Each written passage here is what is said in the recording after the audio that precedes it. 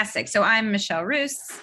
I think I know all of you. I'm the executive director of the Environmental Protection Network, which is now, we usually say over 550. I think we are going to hit 600 in the next couple of weeks, which is kind of exciting. 600 former EPA and good friends of EPA that are volunteering their time to make a difference. And the majority of folks, sorry, if everybody can mute themselves that is not speaking, that would be great. And you guys do that. So the most of the folks on this call are indeed volunteers who spent, 5, 10, 30, 40 years working at EPA as scientists, lawyers, policy experts, economists, doing really good things for the world, and in their retirement years continue to do that, which is amazing. And I don't think I'll do that. I don't think there's going to be Social Security, so I probably will never retire, but still, it is very inspiring, all the work that you all do every day. I want to hand things over to my colleague, Kathy Pope, to share a little bit about our pro bono technical assistance program, and then I will introduce our speakers. Great. Thank you so much, Michelle. I think I know most all of you as well, and I don't think there's probably many people who aren't overly familiar with our technical assistance program, but I'll just give a quick overview of it. Like Michelle said, we're basically accessing our incredible resource of almost 600 EPA alumni who've worked on issues from air and water and Superfund and hazardous waste and just about anything that EPA worked on, to help communities and also the NGOs that they're working with to navigate EPA and just this incredible number of government regulations and data and public policies that communities have to find their way through to access tangible health benefits and funding. And this is a completely community-led endeavor. There's no agenda on EPN's part other than to be of assistance. So the type of help that EPN members are providing are things like identifying and making connections with the right contacts at regulatory agencies, or they're helping to navigate and understand grant and regulatory programs. They can also help translate documents like a permit into more understandable language. Like they could take a 200-page document and summarize it down into a much more manageable number of pages with all the most relevant information. And then sometimes it's just providing lessons learned from the vast experience that they have and helping communities strategize on the particular issues that they may be facing. So ideally, the connections with communities and their leaders are providing additional knowledge and contacts and tools to assist in executing, their immediate and their long-term visions and goals. And then once we've made a connection, the door is always open to reach out if and when we can be of additional assistance. We formally launched our technical assistance program about a year ago in June of 2021. And to date, we have connected with communities and NGOs on issues over 135 times, resulting in about 300 Zoom calls, email exchanges, and background work.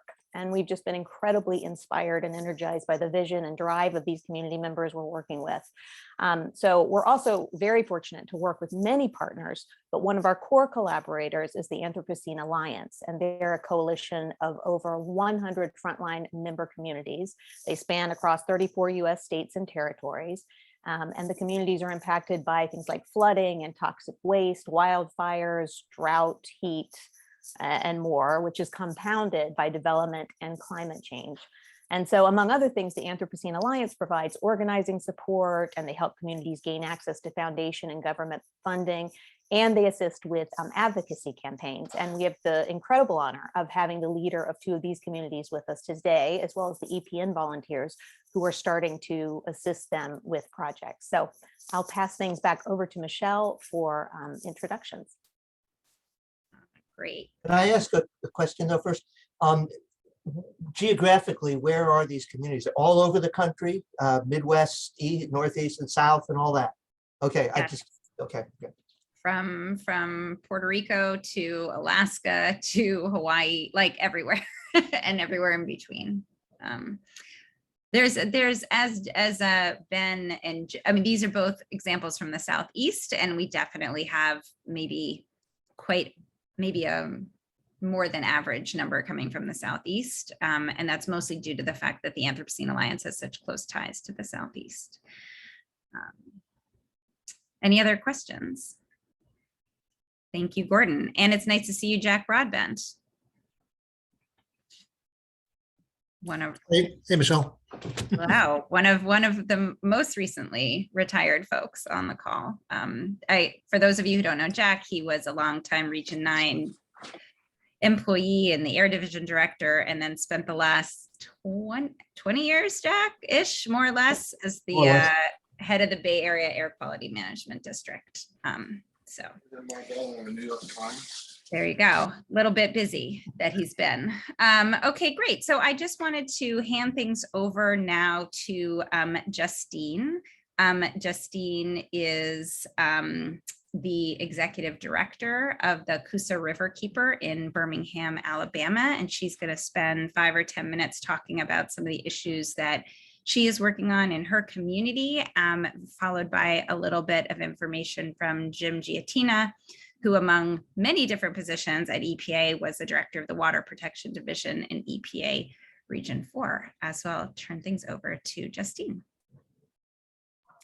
Hey y'all, happy Friday. I hope that this week has been kind to you. I feel like I have gone to battle pretty much every day this week, so this is nice to see smiling faces. I want to take a few minutes and tell you about Coosa River Keeper and about the Coosa River. But first and foremost, I want to thank you for continuing to invest in the work that the communities across through Anthropocene Alliance in particular are representing. I am very grateful for Anthropocene Alliance. It's opened up a multitude of doors for us at Coosa River Keeper. So without further ado, let me tell you about this river and why it matters and the support that we need, in hopes that you can feel good about the work and the time that you're investing with our organization and many organizations represented in the Southeast. It's really unusual to hear anybody say that anyone's investing work in the Southeast, especially when it comes to groups like Coosa River Keeper and many of our other allies. A lot of times I feel like funding is going to the Northeast or to California. So it's really kind of a wonderful celebration to see the biodiversity and the rich culture of the Southeast being celebrated and worth fighting for. So Coosa River Keeper was founded in 2010 as a result of being listed as the 10th most endangered river due to a mass extinction event when the Coosa River was first dammed. We lost over 40 species, and that's the greatest mass extinction in North American history took place on the Coosa. In addition to that listing, the Coosa River is actually listed this year again as the 5th most endangered river in the United States by American Rivers. And that is due to agricultural pollution and namely just the fact that we have a total maximum daily load for a multitude of reservoirs on the Coosa River that were put together and approved by ADEM and EPA in 2008, but really nothing from a nutrient pollution standpoint has really been moving forward to meet the ever increasing use from a recreational standpoint of the river, but also just looking at the folks that are discharging into our river and the heavy impact of the poultry industry. So Northeast Alabama through Northwest Georgia is known as the broiler belt. There are billions of chickens raised, processed, slaughtered, and then rendered in the Coosa River Basin. So we're really, it's a bittersweet opportunity for the Coosa to be listed again, but to raise and elevate the issue of nutrient pollution is really the intention after fighting off a dirty rendering plant that wanted to come and situate on the Coosa River in Neely-Henry Lake area. The river was listed in 1999 for the Alabama-Coosa-Tallapoosa water wars, but that predates Coosa River Keeper, so I don't want to speak to that for too long. But in Alabama, as I'm sure many of you may know or imagine, we are working with a regulatory agency that's underfunded and maybe lacks some political will. So we as river keepers are working to ensure that not only pollution permits are being examined and looked at closely, as well as putting together comment letters and doing our own independent research and patrol, but we're also trying to protect the intergenerational traditions that take place on southeastern rivers and rivers across the country. You know, I grew up visiting Logan Martin Lake, which is one of our middle reservoirs, and I learned how to bait my own hook on that lake. My mom and dad fell in love fishing on that lake. You know, and so I am not alone in the fact that for me, our work at Coosa Riverkeeper to protect water quality is not just a mechanism of what is just and what is legal, but it's also to protect public health and improve water quality over time. The Coosa River is home to the very first place that polychlorinated biphenyls, or PCBs, were ever commercially manufactured.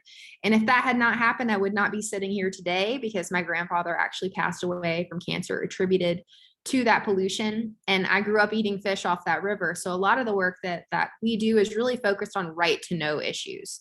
So in Alabama, you know, our state motto is "We dare to defend our rights." And you have probably seen all kinds of ugly things about the great state of Alabama, also the river state. But we're very focused on individual liberties culturally here. And what we're trying to do at Coosa Riverkeeper is extend that to your ability to know where the fish are safe to eat or not, that being a right for you, knowing where there's sewage entering our waterways, and having better public notification for these things so families can make informed decisions about when and where they recreate on the Coosa.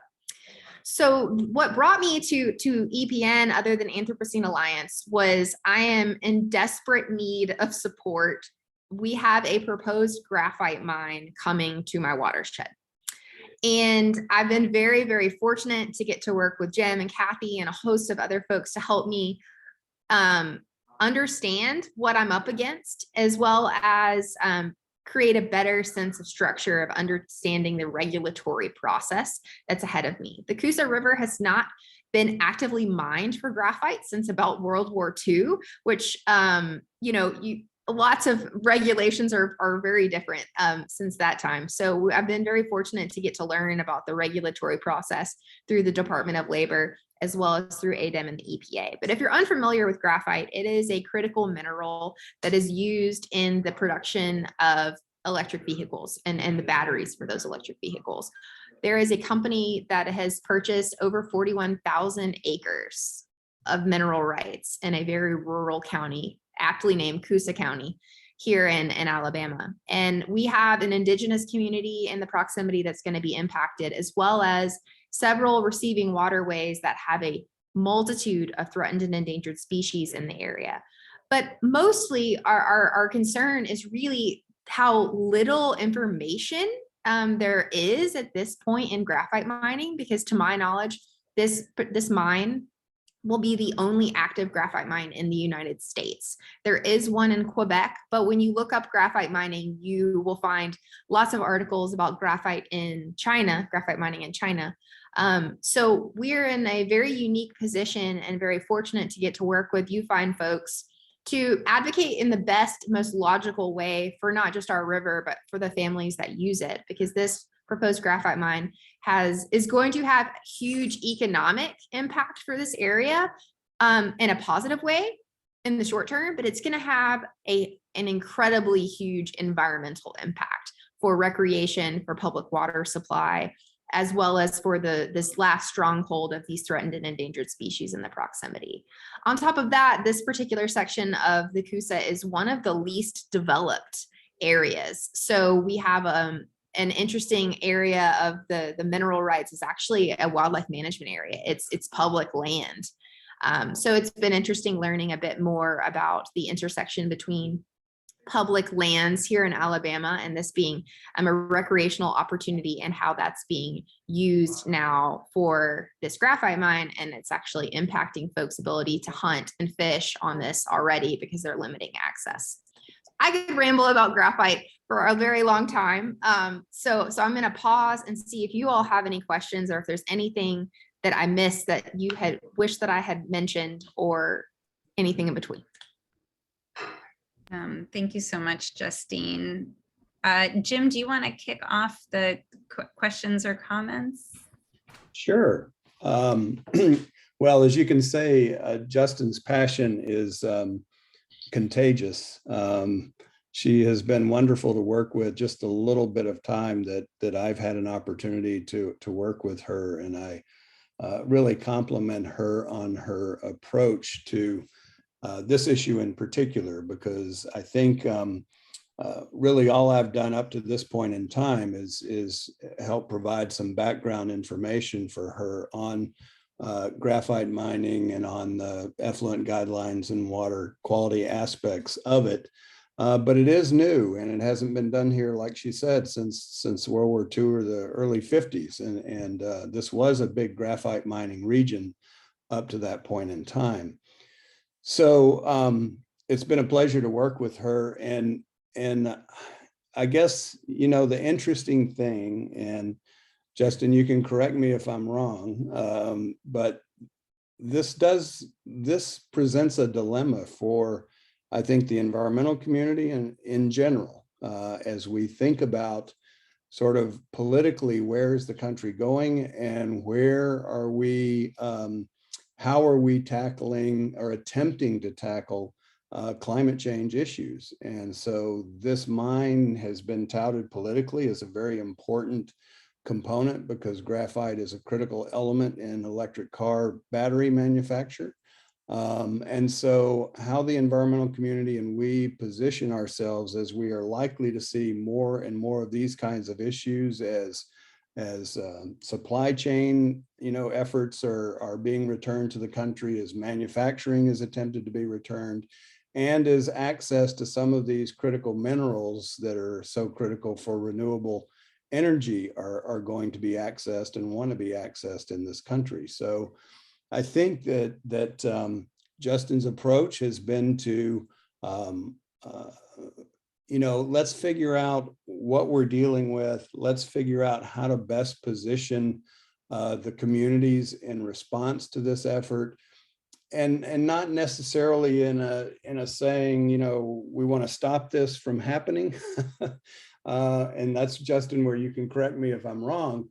But it's more of, okay, if this is going to happen, how do we do it in the most environmentally sensitive and sustainable way so that we can protect the valuable natural resources in the Coosa River? So I think it's a very interesting project. We're very early in the mining. Mining is not supposed to take place until about 2028, unless they've moved up that schedule. So we're early in the process, and I think we're well positioned to try to track it as it proceeds and have earlier and often communications going forward. So that's all I would add. Thanks, Jim. Cheryl, I see your hand up, but Justine, do you want to add anything?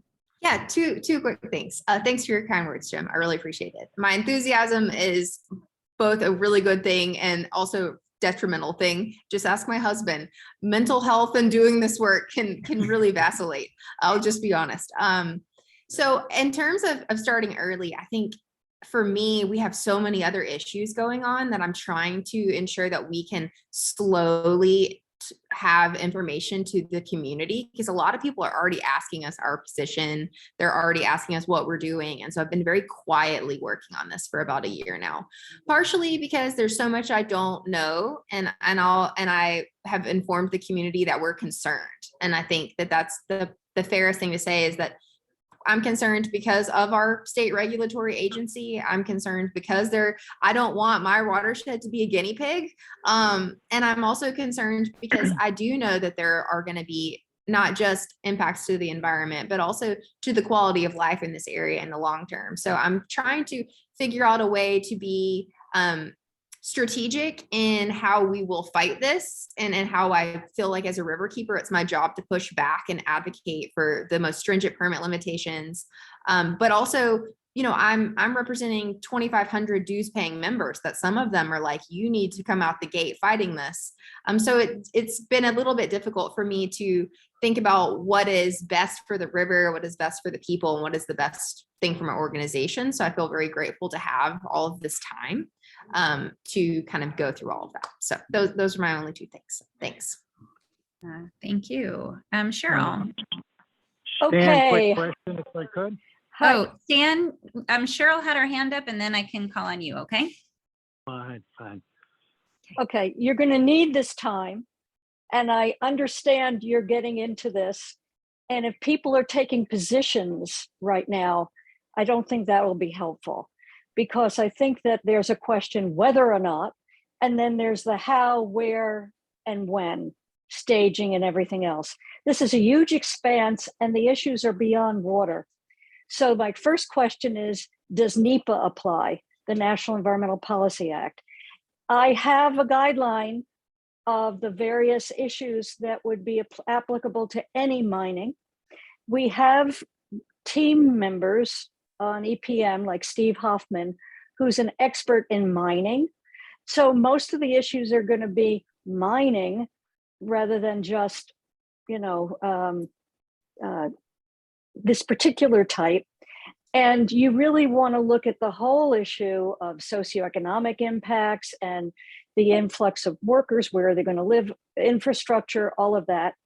And there's been a lot more development of citizen monitoring after the fact. And one of my cause celebres is promise anything, get it built, and then don't do anything. And so there's a lot of push now for compliance and enforcement at the other end and how things are crafted.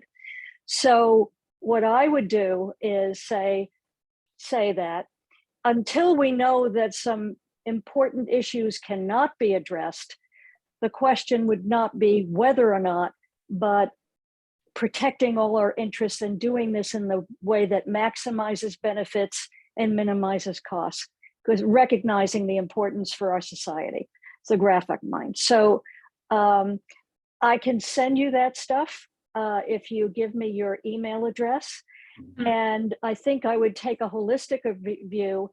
And what I would focus on is what analysis you need, what information you need from them and from the community and from the regulated entities in order to make good decisions and come up with conditions. For water quality monitoring for threatened and endangered species, you need a lot of lead time for that. So that's what I would focus on, and get into what alternatives you wanted to feed in the decision making. So think about the end result and then come to the beginning, what information you want them to collect. You're brilliant. Thank you, Cheryl. I just put my email address in the chat, so email me. I am about to go on an actual vacation for the first time in like over a year and a half. So I'm excited to have this call, but I also hate it because I know I'm not gonna be able to follow up with you guys for a week. My husband made me promise no work. You have 6 years. Justine, take your time on that. And also we can collect information and send it to you and Jim at the same time. So you guys can figure out, what makes sense for next step. We can even schedule send it so it doesn't arrive in your inbox until you're back. You're so sweet. Thank you. But help to here. answer, well, to Wait, answer can the you, need- Jim, could you put your email address in the chat? Cheryl, too, just so- send it to me, Cheryl. I'll get it. I'll get it to everybody. Cool, thank you. So the NEPA question is something that I've been wrestling with, and Jim may know more. Well, you do know more than me, Jim. So Jim knows more. But for what I know right now is I have asked for a couple of folks to put together FOIA requests because it has been really difficult to figure out how these people are funded at this point. So I've been listening to their investor calls. Like I feel like a part-time PI.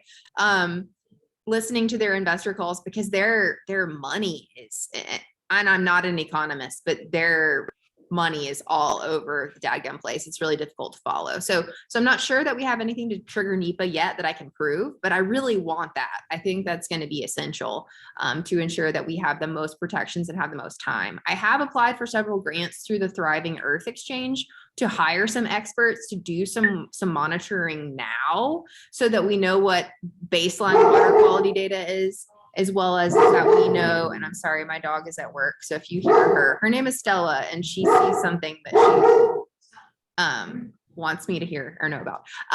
So I am looking for geologists, hydrologists, folks that we can send out into the field. Like we have an expert, a fisheries expert out there this week doing an analysis because the coal darter, which is being proposed to be on the threatened and endangered species list, has been found in Weegufka Creek, which is one of the waterways that will potentially be impacted by this mine, as well as we're working on building out maps. So our partners at Southern Environmental Law Center have gone through the tax parcel map and we figured out where they have already purchased critical minerals and being able to map that so that I can show Bubba Joe at the boat ramp, you know, where he loves and he fishes for largemouth bass, where this mine will be. I think that will help us tell the community story better. But yes, I love the idea of thinking, you know, towards our end goal and working backwards. And I think that will make much more sense for me from an advocacy and strategizing standpoint moving forward. Thank you. I know Stan had a question, and Justine, just so you see in the chat, and we'll also collect these and email them to you, are some other comments from folks on the line. Stan. Yeah, I think my question had to do with NEPA and the potential application there. You've had the discussion there, but I guess just two things. One, you emphasize their potential for multimedia impacts, including air impacts, and with a project, a significant project like this. And I guess the question is, do we have? I heard you talk about possibly a weak environmental agency and looking et cetera. But are there indeed? What indeed are the legal requirements if NEPA does not apply for a major project being put in? What are the state requirements, if any? Have we done, probably one of the first things to do is analysis of that, if that hasn't been done. Yeah, Stan, if I can respond. That's sort of where we've started. We've been looking at the water issues. It's not clear to me that it will be covered under NEPA, but that Phil Mancusi-Ungaro, one of our attorneys that here in the Southeast, is looking into some of those issues. I think Alabama has a fairly weak state NEPA requirement, if at all. Justin probably knows better than I do. So yeah, we're kind of in the process now of exploring what are the regulatory requirements. We know that they're going to have to apply for a NPDES a stormwater permit. It might be permitted under a general permit, but they have not applied for that at this point in time, again, because I think we're so early in the process, they're not ready to start digging. So we've made connections. Justin has made connections with the ADEM regional person that would be responsible for that permit. And so that's where we've kind of emphasized our effort at this point. And to piggyback off that, the company is using Coosa Riverkeeper's name in their investor calls. So this is a recent development I haven't told Jim about. So their CEO, both past and former, used the day that we issued our graphite statement, decided that it would be an apt time to make a small donation so that they can tell the public that they're members of Coosa Riverkeeper. So because I listened to the investment calls, that's a result of one of our members was listening and called me and was like, Justin, what's going on with you and Westwater? They're saying that you guys are friends. And I was like, whoa, pump the brakes. So I wrote the CEO, both the current and former, a strongly worded letter that was like, you did not disclose who you were, do not use Coosa Riverkeeper's name, and sent them back their money in a certified check. Because it's confusing people. They're already using Coosa Riverkeeper as a way to say like, well, we're members of Coosa Riverkeeper. And that's making people think that we have buy-in when we have very much already issued a statement to say that we're concerned and we're looking into it. So I think that the political climate of all of this with the regulatory agencies, we've been very quiet. Other than who Jim has sent me to, we have not made any public statements about this because it is so early. But also, I don't want to confuse people any more than they already are. Just like blanket statement in the universe right now. It's a very strange time to be alive. So I think that the state requirements of NEPA are, from an ADEM perspective, are not going to be aggressive, nor helpful, nor enforced. So I don't know how much you all know about ADEM, but I don't have a whole lot of positive things to say. I have job security though. There you go. There you go. Well, sorry, Jim, we're if you have one last thing to say, and then we're gonna move on to Dee. No, just very quickly. I mean, I think the issue that Justin's struggling with is, how to approach this company in an effective way, so that their voice can be heard as this project proceeds. And the hope would be that if it can be not turn into a fist fight, sometimes you can get greater cooperation from the company to do things beyond what may be required by NEPA in order to become a good steward in that particular area. So you may get contributions as well as other actual environmental projects underway that you may want being supported by a company like this, as opposed to, all right, we're just going to, go to the mattresses and fight over this. So it is a challenge, no question about it. Yeah, it has been. And I think for me, if their contributions they are what they are, but as the timing of it all felt very political, and also the use of our name in terms of how we feel about this mine. We've already made it very clear that we have concerns. I don't want a fist fight. You get a lot more with honey than with vinegar, but that was certainly not a great start, in my opinion, on their part. It put us in a very uncomfortable situation with our members who look to us to speak for the river. So Yeah, I agree. Well, Right. but So it what- sounds like, Yes. though your organization has made the basic cut that this graphic mining is pretty vital, and it's going to go forward. And really, the issue is environmental compatibility, taking a holistic approach, and so forth. So it would be great if you could get some sort of agreement with the mine on that. This is not a situation. It sounds like you're, against the location of this mine, or has that been determined? Well, let's do that. I apologize because I feel like we could probably have spent many days actually just talking about this. We're going to have to move on the agenda, but I will second Jim's assessment of you personally. Justin, not only do you have a lot of enthusiasm, you are very, very smart, and you're the right person to be in this position. And any way that our volunteers can be of service to you, to help you figure this all out, we're happy to do so. So for our members that had additional questions, you can put them in the chat, and Kaya is going to collect them and send them to Justin and Jim, and they may reach out to you directly for more information. But Justin, thank you so much for sharing you. this incredibly difficult situation. I want to introduce another extremely motivated and highly intelligent organizer, Dee Dee Green. We've also had the pleasure, as Kathy mentioned, of meeting her and the Holly Grove Neighbors Association in New Orleans via the Anthropocene Alliance. And one of our volunteers, Ben Skaggs, is beginning to learn more about all the work that Dee Dee's doing, and to see how we might be able to be of service and support. So Dee Dee, if you could talk a little bit about your community and your work.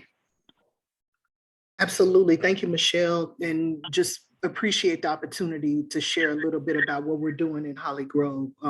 Justin's work seems like really grand in my mind compared to the work that we're doing, but I think it's just as important or equally important, the work we're doing here in Louisiana.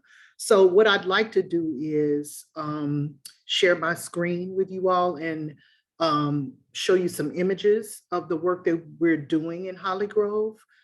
So give me a second, because I'm not very savvy. Doing like chewing gum and walking is a challenge for me. So let me share my screen first. And I'm gonna put this PowerPoint on. It's a loop. So you're just gonna see some images of, hopefully. Okay. So I'm gonna give you a little context too. So I am the program director for that first screen you saw, Piece by Piece New Orleans. That's a program of the American Friends Service Committee. We work in partnership with Holly Grove Neighbors Association. I'm a board member of Holly Grove Neighbors Association. So all of these images that you see are a partnership between the Piece by Piece program and the Holly Grove Neighbors Association. I'm a former resident of Holly Grove, and a lot of the work that I do through Piece by Piece in partnership with Holly Grove Neighbors is situated in this neighborhood. Holly Grove is in the 17th Ward in New Orleans, Louisiana. It's a traditional New Orleans neighborhood, about 6,300 residents, 85% are Black. The median income for a household of four is about $37,000, and a brand new home, 1,500 square foot home in Holly Grove costs about $300,000. So there, as you can imagine, there are lots of vacant lots that remain as a result of Hurricane Katrina. The partnership between Piece by Piece and Holly Grove Neighbors, what we've done as a result of that partnership is try to acquire these lots and grow food. We want to promote sustainability in Holly Grove. And Holly Grove Neighbors, or HNA is how I'll refer to them moving forward, is just a civic organization. We're interested in informing our residents about, quality of life issues, but we're also, we highly promote sustainability in the neighborhood. So we manage 3 garden properties in the neighborhood. And we work with, obviously, with the Anthropocene Alliance, and we participate in the Climate Action Equity Advisory Group in New Orleans. And that's a committee of industry and community leaders responsible for creating detailed recommendations on how to implement a climate action strategy in an equitable manner while contributing to the city's climate action goals. So again, we're very committed to sustainability. Again, we manage 3 garden properties in the neighborhood. We work in partnership with other neighborhood institutions, some churches, the school, to grow food on these properties. We use these properties as teaching tools. You've seen images of kids or the Piece by Piece summer camp. We use these properties as teaching tool, teaching young people different methods of sustainability. We also distribute food at no cost from these gardens. We host 2 to 3 food shares a year where we not only give away produce, but we also, we may fry fish, and folks from the neighborhood will take produce from the gardens, prepare greens or other sides, and we give them away to our neighbors. And right now we're working to build a community fridge program on one of the garden properties in the neighborhood. So our work obviously addresses food insecurity, something that is a reality in a lot of Black and Brown low-income neighborhoods, but has also been exacerbated as a result of COVID. And even here in the Gulf South, we're very vulnerable to big storms, hurricanes. Even we get moderate, we can have a mild rain event here in New Orleans, and neighborhoods will flood. So we understand that the work of growing food also has climate impacts, also has economic impacts. So just to give you an idea, speaking of impacts, of what we've done since we started this work in like 2015, 2016, we've contributed more than 5,100 pounds of produce to families, institutions, and community events in the neighborhood. We've hosted food shares for 990 residents. We've secured about 150 volunteers that have helped us to build beds and clear overgrown lots. We host a lot of community beautification projects, but we also, after Hurricane Ida, for some months, in some cases, there was debris from the storm still remaining in people's front yards or sitting on the sidewalk waiting for the city to take care of it, and the city failed to do that. So we hosted a huge cleanup back in, at the end of October. Hurricane Ida hit the area at the end of August. So folks were people were taking it upon themselves to get the trash out of their yard. You can just imagine what weeks of hurricane debris looks like in a neighborhood, on every property.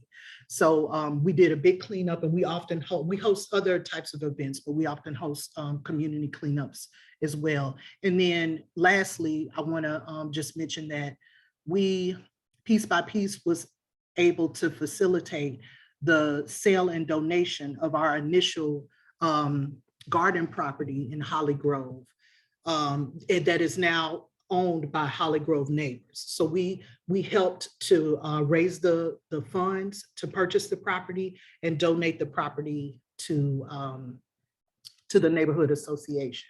So our vision for these properties right now is food production.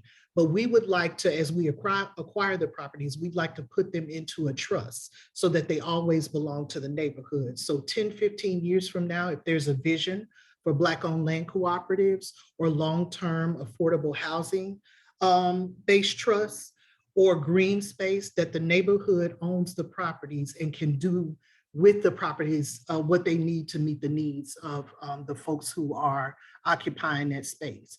I mentioned before that there's still a lot of vacant properties in New Orleans as a result of Hurricane Katrina, and the city wants to move them, wants to move them back into commerce. But what we're seeing is a lot of developers coming and building properties that price out folks, price out the folks who live in the neighborhood. So we're hoping to acquire these properties, put them into some kind of community or land trust so that they're always available to the neighborhood, again, as for whatever use the neighborhood has for them. And we know that land is can be an engine for economic development. So what we're hoping through our many partnerships and the networks to which we belong, we're hoping that we can identify someone who will help us to get this particularly the property we own now, but the other properties we're leasing, we'd like to put them into a trust. And we just don't know a lot about what that requires.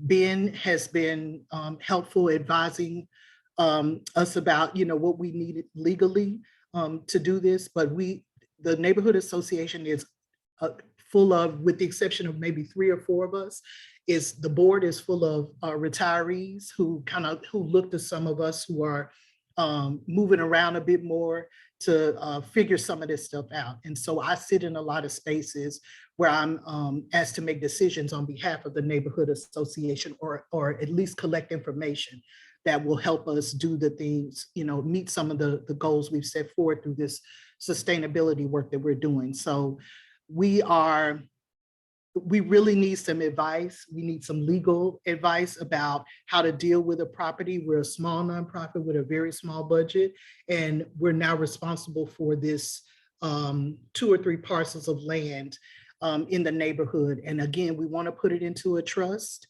We want to understand, as long as the city owned it, in terms of insurance, American Friends Service Committee and the Piece by Piece program could provide the coverage for the property. Well, now that the neighborhood association owns it, we're not sure what are the proper channels we need to navigate in order to make sure the property is insured. And as folks are working on the property, as kids are learning on the property, that they're covered.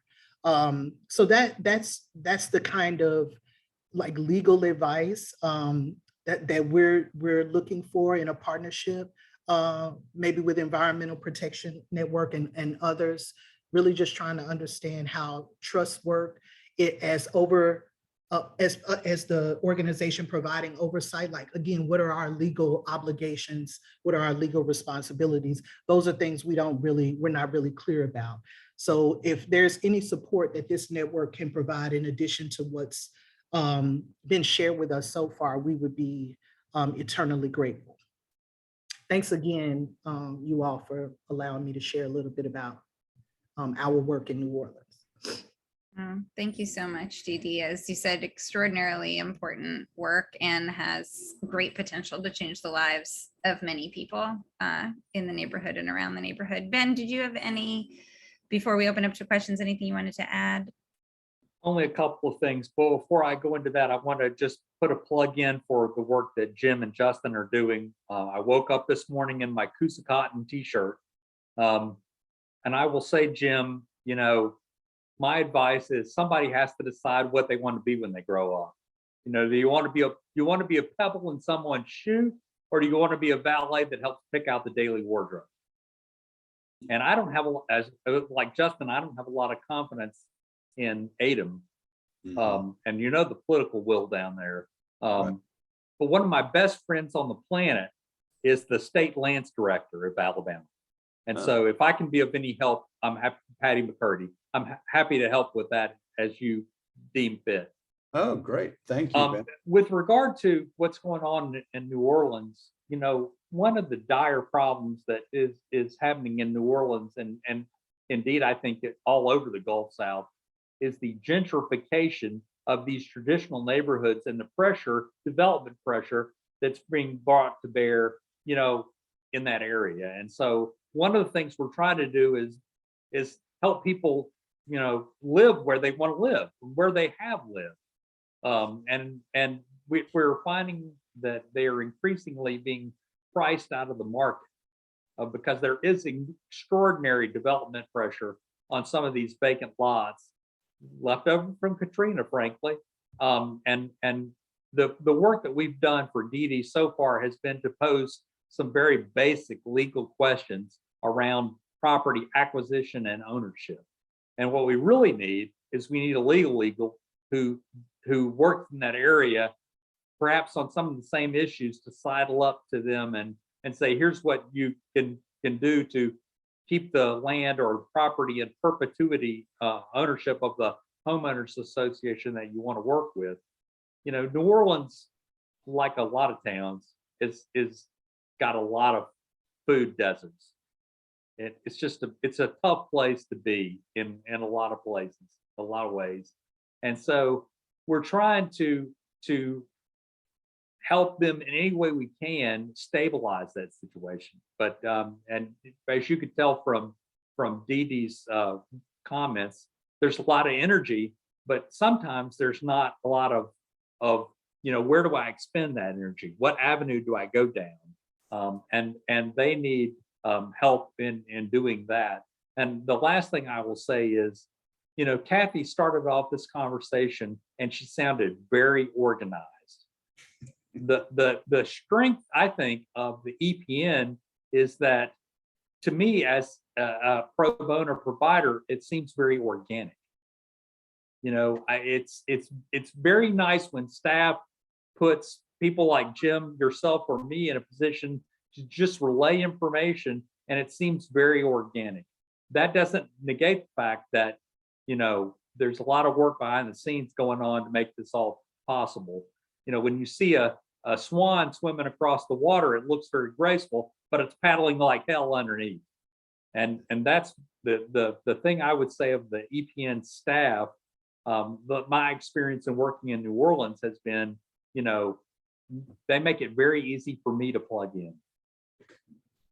So that's it. Thank you, Ben and Dee Dee. It's true. Kathy and Kaya are constantly juggling 60, 70 of these projects. And then I think the fact that you guys step in and are like, okay, what's going, like, you know, you're just very willing to step into, as Dee Dee mentioned, like extraordinarily complicated situations with so many factors at play, and trying to help move things even a little bit is extraordinary. Questions folks have? Yes. So is it me? Jeannie. Yes. Yeah, sorry. Yes. Well, I'm I was looking right wondering at you. You can't tell. So wonderful, wonderful work. And your presentation was really very inspiring. I was wondering if you've been connected, if you've gotten connections to the various community land trust communities around the country. It's a long-term, I mean, these are things, actually, the community land trust movement started in the South, as I have read. And I know that I contributed a piece of land to a Bay County Conservancy in Florida, for example, on the Gulf.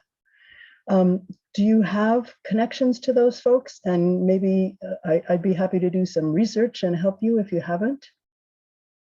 Because they're doing exactly the kind of thing that you're talking about. No, I appreciate that.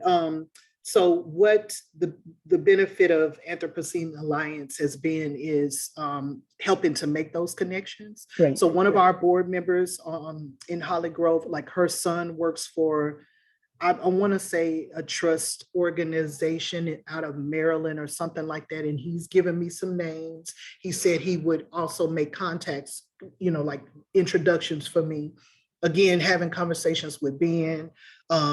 Sabrina with Anthropocene Alliance has been putting together a list of folks from the university communities and some other organizations for me to reach out to. We have recently, I'd say in the last couple of years, developed strong relationships with Xavier University, and they now have a new office. The name escapes me, but it's one that seems to be right in line with what we're doing in the neighborhood. So I've been charged to reach out to them. We have my coworker, there are two of us, and then we contract with a grower in the neighborhood. Her mother oversees a leadership program on Xavier's campus. So she has said to me, if you don't get, if those folks are not in touch with you, contact me and I'll make sure to put you in touch. So people are connecting us. Great. I need to do a lot of follow-up. But yes, people are helping us to make the connections around the community trust. Again, I'm the person who gets to sit in these spaces a lot. So a lot of it falls on me. So I haven't done a good job of, as soon as I get, contact information, making sure that I'm meeting up with people right away. But we have good people who are helping us make connections.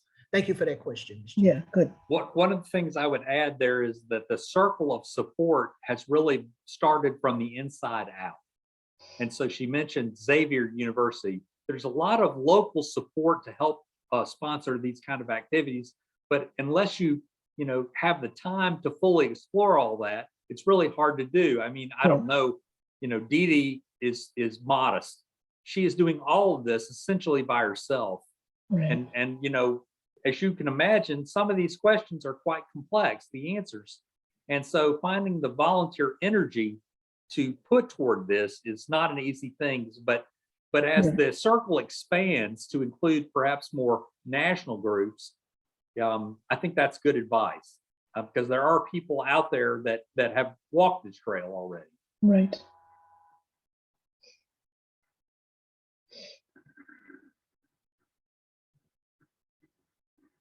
Thank you, Jeannie, Dee Dee, and Ben. Dee Dee, would it still be helpful for Jeannie to pull together some of the groups that she was thinking about, just so you could cross-reference and see if they're already on your list? Oh, absolutely. And again, I hope, Kaya and A2, we can try to also help staff you a little if there's some phone calls to make or meetings to set up to make it easier. I appreciate that. Yes, any information or any contact information that can be collected and shared, I'm most appreciative. Okay. Yeah, I'll get to work on that. Thank you, Jeannie. Any other questions or thoughts for Dee Dee? Yes, Gordon. The 11th Street Bridge project here in DC has agricultural plots and so forth. They have environmental education, recreation. They also had more than 300 community meetings. And the number one issue, guess what? Gentrification. And they then started working to form land trusts and housing cooperatives and others to secure the housing for the people who are actually there now. And it's been enormously successful, and they have raised some money. So you might take a look at that, or Jeannie might put that on the list. So again, to look at. So again, that's Washington. Do you have a name for those? The 11th Street Bridge Project. Okay. Politically, there may be good alignment between that kind of activity and what we're trying to accomplish in New Orleans, because we have the same basic political structure supporting both efforts. Yes. And Dee Dee, I am embarrassed to say how many times it came up. What's the name of your project again? The community? So it's Holly Grove Neighbors Holly Grove. Association. And we work in partnership with Piece by Piece New Orleans. Yes, okay. And Piece by Piece, thanks. And Jeannie, anything you want to send to us to get to these guys, or, Sure. Penny, you had a question, or you have your hand raised? Yeah, I did have a question. Obviously, this is not my area of expertise, but I do have a question about whether or not aspects of the business model for Habitat for Humanity or related organizations might hold some Okay, yeah. clues or helpful aspects for in this particular situation. And whether or not any contacts with such organizations have been made to date. No, they haven't. I mean, you don't know what you don't know until you, like, however the saying goes. So like, I really don't even have an idea about, I don't have a comprehensive idea about like who are some organizations that might be able to, you know, support or share information. Like I'm really clueless as far as it's concerned. I'm not even like, I don't even grow, like, I don't have a green thumb. So growing food is not even my area. I can manage programs. And again, I'm invested because I used to live in this neighborhood and I have relationships with people in this neighborhood. And so as a result of our partnership, I've been able to raise some money for Holly Grove neighbors and to help support this work. So if there are people that I should be reaching out to who, you know, in my mind may be unconventional partners, I would love to know that because I pride myself on thinking outside of the box, but I don't do it very well. So if there are groups that you all are like, hey, you really should talk to, I invite any of that information. So that's a great suggestion. And we have a community land trust here and they tried to do a project by themselves and wound up having to get in touch with Habitat for Humanity as a result of now that we really are going to get a project. You can see it in the houses that are going up on this particular site. So that's a great suggestion as another group that you should be. Well, Habitat for Humanity in Charlottesville has a really interesting project that's underway now in which 220 residents will eventually be built under their leadership, which is a massive project compared to what usually happens when a handful are done at a time. Yeah, no, and again, Dee Dee, we'll put that on the list, but there's a very strong NOLA Habitat chapter. I'm sure they do a lot of things. And I think there's so many elements of your work that are inspiring, including that these will be owned by the neighborhood association. It's just such an amazing model. And again, probably something that Habitat has explored. Well, this project here in Charlottesville will end up with that particular aspect to it, as opposed to one house, one family kind of thing. Right. No, it's really brilliant. Well, I know we're out of time, but if folks have additional thoughts or ideas for Dee Dee or would like to be of assistance, just reach out to Kaya, Kathy, or I, and we'll put you in touch or pass information along. But Dee Dee, thank you for all of your incredible work, and do not undersell the project manager skill set. That is key. Without that person, it's just chaos. So you're the person that brings it. Okay, I'm going to collect all these experts to do little things, and you're putting it all together. That is critical. So we're, again, similar to Justin. Like, it sounds like you're exactly the right person in the right place. And with just a huge heart that you're doing this work to improve the lives of your former neighbors. It's really inspiring. Thank you, Michelle. No, thank you. So to everybody, again, like, this technical assistance work was an idea that we weren't sure if you all would enjoy doing, or communities would enjoy working with you, or that we could make a difference. And we're still so much in the early phases, but we're just very appreciative of your time and your efforts as volunteers in general, and particularly on our technical assistance work. So enjoy your Friday afternoon. Thank you so much, and we'll talk soon. Bye. Thank you, guys.